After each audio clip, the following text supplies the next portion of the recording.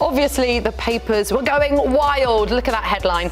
Bend it like Declan. I feel like in that interview, though, they basically literally gave him this headline. I really hope that the Sun gave credit to the pitchside reporter. So why not bend it like Dex? Arsenal walked out there and put up a very mature performance. I think I learned a lot about this Arsenal team. And I'm surprised 3-0 is a significant result against Real Madrid. I thought we all saw the opportunity that was there because we all weren't ultimately convinced collectively by Real Madrid, but not like this. This really surprised me. And granted, I put Arsenal at the bottom of my tears yesterday, and now I've got Arsenal fans coming after me. But 3-0 is something absolutely shocking that I don't even think Arsenal fans themselves would have predicted. How incredible were those Declan Rice free kicks? I feel like we could talk about it all day. That first one, though, Declan Rice alluded to it. He saw where the wall was, right? Clearly, we know that it can't go around. And, of course, the further away from the goal you are, the more you got to compensate for the bend, right? So, and I don't know if you guys saw, when the second one happened, there were 4 guys standing over the ball. And I'm thinking to myself, there's no way. I mean, we're trying to figure out who's at fault for this. The man upstairs, maybe, because he blessed Declan Rice to hit balls like this. As a player, as a footballer, you know when it's your night to shine. And I will say this about Declan Rice. I know that conversation of, is he world class, is he not? Prior to this match, he's a very good football player. You can't deny that. With this performance, not just the 2 free kick goals, but with this performance, he just entered a different chat room, a different elite company, that he did it on the biggest stage against the biggest club in world football. And it's a hell of a night to remember for him personally, because he is world class. Well, the game was dead even. You would probably say Arsenal was better, but it was a game that Madrid would have wanted to play on the road, and you needed that moment of brilliance. There's been so many times this season where Arsenal have had a corner kick or a free kick, and they're looking at Nicolas Jover. They're looking for an answer off the field to see what they're going to do. They want to do the NFL, go to your set piece play, drawn up, what am I going to do? Almost no autonomy. And ironically enough, it was Nicolas Jover that told him, cross it, cross it, cross it. And he recognized that space and said, I'm going to have a crack. I don't know if it was Saka on the field that suggested to him, but it was. It's almost refreshing to see. All right, we don't have to rely on somebody else that's not on the field. Where it's worked out so many times. Obviously, you have to give Nicolas Jover credit, but there was something different in the water yesterday, and Arsenal recognized that, and those 2 moments of brilliance really set the team apart yesterday. Yeah, and I think when you look at it, you could say, okay, it was 2 free kicks. Really don't have a lot to do with tactics, you know. I still thought, even with those, it was a 3-0 game. I still thought Arsenal was 3 goals better. As I mentioned, Courtois kept Real Madrid in the match so many times. You think about it, you're right, Nico, 60 minutes, this played out kind of like we thought Real Madrid would play out. What we've seen in the past is that Mbappé, when he does get his opportunity, he buries it to the far post. He doesn't miss that shot, right? So it didn't work out tonight, and Arsenal took advantage of it. And I thought they were 3 goals better on the night than Real Madrid was. How many times have we seen Real Madrid on a Champions League night be 3 goals worse than an opponent? There's performances that sometimes you say, maybe they should have lost by more, but it's 2-1, even 3-1. Go back to the Bernabeu, I can take care of business. So all credit to Arsenal to recognize, all right, you go up 1 on a set piece, you go up 2 on a set piece, and finish them, because this Real Madrid team has become the masters of their back is against the wall, and you've got a knife right to them, and for some reason, that's when they best react, and they turn the knife and they put it right back to you. But Arsenal yesterday had a couple of moments beyond the tactics that allowed them to be separate from Real Madrid, and have Madrid not respond physically, not respond psychologically, and they recognize that. And the recognition, that's what I talk about, the maturity and what I learned about Arsenal. I learned that they're up for it. Mikel Arteta's legacy has been building to a moment like this, and yesterday they were up for it, which is great to see. Yeah, I mean, Tony, I think you said yesterday that no English team was going to make it through. Right, and they haven't yet. Unpopular They haven't opinion. gotten through. Right, but do we feel like Arsenal are probably more than likely to now? And also, Nico, the no bueno yesterday. You put Arsenal in the bottom tier. Arsenal fans, all of a sudden, are coming out of the woodwork. Everyone wanted Mikel Arteta fired a week ago. That was not the best manager in the world right now, all of a sudden, he's the best manager in the world, right? I'm getting a Rice tattoo on my forehead. I want to address something. The free kicks aside, I love what you said. We got to give credit to Mikel Arteta because there were tactics involved in this, and he outmanaged Carlo Ancelotti. The eyebrow couldn't even save Carlo Ancelotti. The performances of two players really stood out in conjunction to Declan Rice. Thomas Partey, he was outstanding. He bossed that midfield. And Myles Lewis-Skelly, this kid is 18 years old. He was good. He was the best player on the field on the day. His ability to come in centrally, to create overloads, those two, the question of what does Arsenal's midfield look moving forward? You got to keep Thomas Partey because him and Myles Lewis-Skelly, there was great balance on the night, and they demolished Real Madrid. And this is really interesting. So this is their worst ever first leg losses. And, you know, there haven't been many that have been that bad as the 3-0 that we saw last night. And they were quite a long time ago. But I think most importantly, guys, they've lost 3 of the 4 times that they've lost the first leg. So Arsenal fans will be rubbing their hands together, won't they, Nico? Yes, but let's not... It's not over till the fat lady sings, right? Let's not get too ahead of ourselves. Arsenal still need to go and play a game. That tie against Derby County in the mid-70s is the only one that they turn around. But if you remember that 2013 semi-final against Dortmund, Dortmund cut it really, really, really close. Yeah, the Barcelona-based newspaper, obviously having a little crack at Real Madrid. Humiliados. And, I mean, was it humiliating? Yeah, I think it's humiliating for Real Madrid, no doubt about it. The way they went down, they completely folded after the first goal. We were lucky to get away with 3. There is a second leg. That's the thing that we're holding on to. We're going to need something unbelievably special, something crazy. Lahoud, if Real Madrid doesn't pull off the something crazy that Jude has mentioned, what do you see being the fallout after this? Well, they're still in contention for 2 titles, and I think Carlo Ancelotti is going to get inevitably sacked.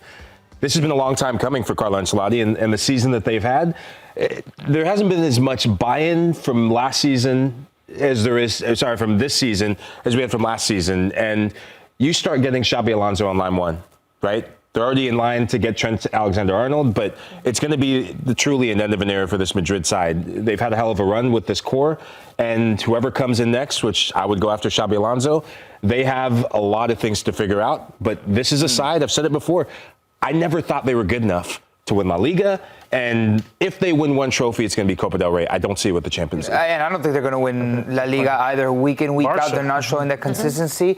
I wouldn't be surprised if they walked away with 0 trophies this season. And I'm not just saying this now opportunistically. Again, the writing has been on the wall. I would have said this, and I've said it a month ago. There's something about this Real Madrid team where it doesn't click, where it's too much of relying on the guys up top to bail you out. Like I said before, they lost Toni Kroos, they lost Dani Carvajal, and they didn't find a way to replace him from last season. Last season was a lot about, Vini and Jude, and they had a very strong team from the back line into the midfield up top also. They just haven't managed to replace those guys and kind of recover a little bit of that collective aura that they had last season. You brought it up. You said, listen, I said that they weren't going to win La Liga. You called it before many people were. And at time, you said it in a time where Real Madrid was winning games. So, I mean, what did you see a month or 2 ago that made you think this? It's kind of what I broke down in that last clip. I saw that disconnectedness between Vini and Mbappé, and this was always going to happen with a player that was ruled to be the second best player in world football last season. Vini, he's an emotional guy, right? And ever since that Ballon d'Or ruling, his head went down, and Kylian Mbappé is a player, and I know fans are going to come after me. I don't care. This is Kylian Mbappe's team moving forward. It's his attack. He is the face of the club, along with him and Jude Bellingham. And Vini Jr., as long as he continues to not pass the ball to Kylian Mbappé, which I've been seeing for the last 3 months, this side is going to struggle. Right now, you can't take Kylian Mbappé and Vini Jr. both out of the team. You got to play both of them. And last night against Arsenal, Carlo Ancelotti, if there was ever a time to make a milestone marquee move, I would have subbed Vinny off the field. I don't think he was good enough. And he let him play the whole match. You have to make bold decisions as a manager. He didn't do it. Hot take, not so hot take. Sell Vinny, get a 9. And the center back. Question. There's 9 you have. Do any of you think that Real Madrid can actually come back in this second leg? Or is it kind of Arsenal's now? Is it a done deal, Tony? No, it's not done, no. Can Real Madrid come back? Yeah, it's at the Bernabeu. This is where magic happens, right? And if Arsenal give up the first goal, then it's a problem, right? Imagine a goal 5 minutes in. You imagine, which is highly likely, right? But if I had to put money on, if I had to bet my money right now, I would bet it on Arsenal. But if you're asking me, can Real Madrid come back? The answer is yeah. If you're going to beat Real Madrid, how do you beat them? You got to be good in defensive transition, right? Because they're a counterattacking side. We know that it's not a side that builds through you throughout the field. It's not the way they play. They're built with these superstars up top that can take you 1v1, and we've seen it over and over again. So Mikel Arteta had the team ready to go. They were clearly, from the clips that you showed, were ready to defend in transition and defend with speed. Every single defender on the back line, and even the two that are in transition, their line of sight, you can see where runners are coming from. And talk about killing Mbappé not having space. I agree with you about him being able to put that chance away. You have to do it. But outside of that, and outside of maybe another half chance, I thought Arsenal were really wise into who the danger man was. And every single time Madrid were in transition, they had 3 players in and around the spaces. Mbappé, you want to come short? Okay, Saliba's there. You want to go long? Kivior's there. You want to go to the other side? Myles Lewis-Skelly there. So Mikel Arteta, it was another masterclass from him. We can have a look here at Real's attacking stats in the UCL and versus Tuesday. So this is quite interesting. So versus Arsenal, I mean, look at that. Previous average, 15 shots, and against Arsenal, 9. Shots on target, 3. I mean, was it just a case of Mikel Arteta and Arsenal having a standout evening, or were Real Madrid just really quite poor? And Nico, is it fair to say that they've not really clicked at all this season? Yeah, the writing has been on the wall. How many times have we sat on this show and said, Real Madrid are not putting together comprehensive performances? Sometimes they still win regardless.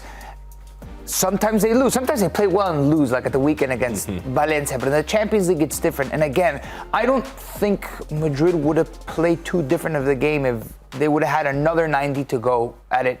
Ancelotti yesterday in the press conference was like, we had a decent hour. I don't think it was great, but they were hanging in there. And maybe they could have got their goal. That's the thing. And I didn't mean to contradict anything that you were saying, but sometimes Madrid is that. They play like crap and they end up finding a way to win. Do we think this is going to be any different in leg 2? The game's going to look the same. It's going to be about executing for Real Madrid. This is who they are. This is who we've said all year that they actually, we said this most of last year too, right? It's getting bailed out by superstars all the time. And we come, the worst thing Arsenal can do in leg 2 is give up the first goal. Right, that's it. They give up the first goal, then you know what time it becomes. Right, when that doubt seeps in at the Bernabeu, and there's certain places in the world of football where that doubt creeps in, and you're unable to muster up a response, and the Bernabeu has that black magic that sometimes works against you.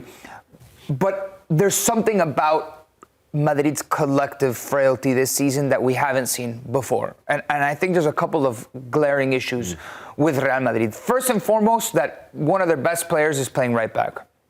They haven't addressed the right back issue ever since Dani Carvajal went out, because Lucas Vázquez isn't it. He's not up to this level, and you have to play Fede Valverde as your right back. So you lose a lot of verticality. You lose a lot of doubling up with Rodrigo. Imagine Myles Lewis-Skelly not only had Rodrigo coming at him, but Valverde finding those spaces in behind you and that combination inside. Valverde was never in that attacking third portion of the field. Would love to see a heat map of it. So Tchouaméni returns, Valverde is back into the midfield, and David Alaba left back just wasn't good. He wasn't poorly, but he didn't keep Saka quiet. In fact, he fouls Saka on the first free kick that leads to the Arsenal goal. And they don't have an answer to Mendy going down. Sure, Fran Garcia is a little bit more offensive maybe than Alaba. Alaba's a better defender. You wanted to defend it and kind of play it safe first leg so it doesn't get out of hand, but it got out of hand anyway. And then the other thing I want to say, there's no organizer in the midfield today for Real Madrid. But also, guys, if Real Madrid do lose the second leg or can't come back, what's the fallout going to be? Yeah, Ancelotti's done. Well, Ancelotti's done. Okay, there we go, Nico. Right, should we just wrap up the show now? We knew this in September, right? With Ancelotti, he was almost gone last year until he won Champions League, and I mean he saved himself in the semifinal, and then he wins the champion. You know, this is the story in Real Madrid every single year. This is a different club and he knows it. It's no secret to him.